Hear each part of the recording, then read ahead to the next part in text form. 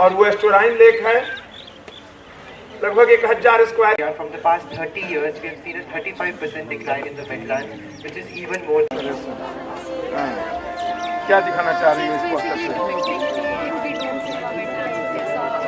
वर्षों, दशकों, शताब्दियों, सहस्राब्दियों तक जो चल सके। Wetlands are a natural solution to era-defining global threat of climate change.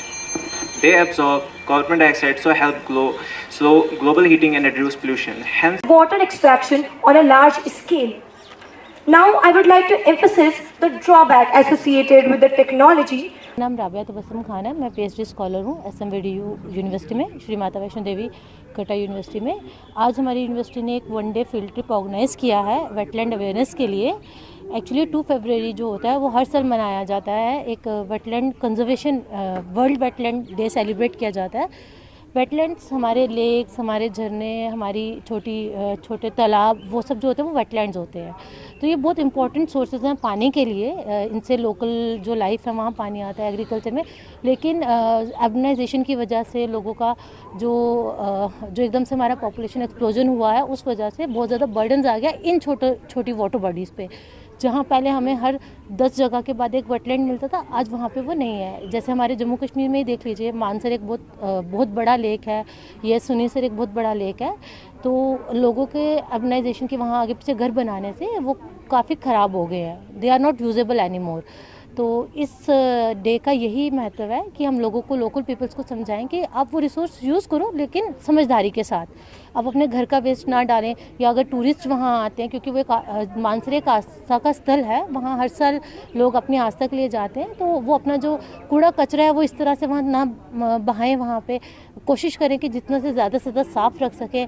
जैसे वहाँ मछलियों को आटा खिलाया जाता है, वो उनके लिए अच्छा नहीं है। तो उस सब को लेके आज हमारी यूनिवर्सिटी ने एक तरह का एक अवेयरनेस कैंप ऑर्गेनाइज़ किया है, ताकि वो लोगों को अवेयर कर सके सबके बारे में।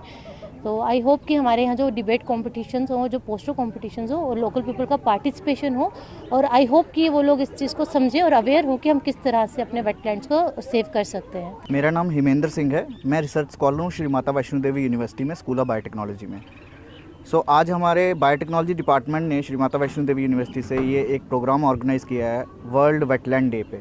इस प्रोग्राम का देखने में एक छोटा सा प्रोग्राम है जिसमें बच्चों ने पोस्टर बनाए, डिबेट ऑर्गेनाइज हो रही है, लेकिन इसकी अहमियत बहुत ज़्यादा है।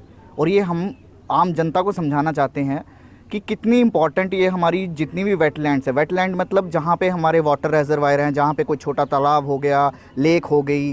अब जैसे देखें कि डल लेक है, वुलर लेक है, मानसर लेक है, ये सुरिनसर लेक है। तो विद टाइम जैसे जैसे टूरिज़्म बढ़ता है, लोग तो यहाँ पे आके एंजॉय करते हैं इस चीज़ को, इस प्रकृति का नज़ारा लेते हैं।